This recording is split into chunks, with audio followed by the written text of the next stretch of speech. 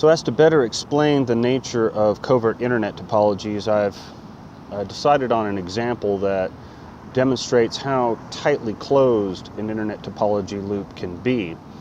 So take the interface to be a given location in space, say a table, and say that that interface domain supposedly interacts with any various number of other persons in the world who would be represented as a hand coming into view on that table, handling an interaction with you through a node, which would be the coffee cup.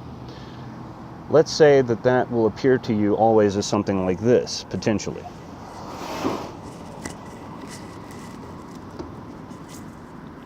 And no matter how it's oriented, and it has to be oriented toward a hand, so supposedly either an identified or non-identified other. It could be the same person, depending on the handle they use, or the hand they use on that handle.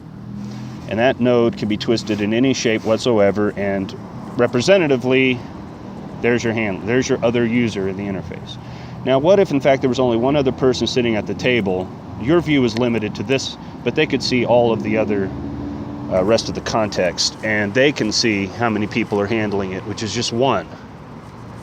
Yet they can disguise it as many through various methodologies, which are basically extensions of puppetry. Okay, there's your covert internet topology. Just expand it to account for every node in existence on the internet and every person interfacing with it in every environment. There could literally be an internet for you composed of an algorithm and one person in a room at any given time, if there's even a human involved. That room could be right the room you're in, or a room on the other side of town, or a room on the other side of the earth, or a room on the moon. Who the hell even knows? But it's not what it is represented to be if an algorithm can produce the appearance of all those other hands, the origin of which you cannot detect. There, covert internet topologies. One application.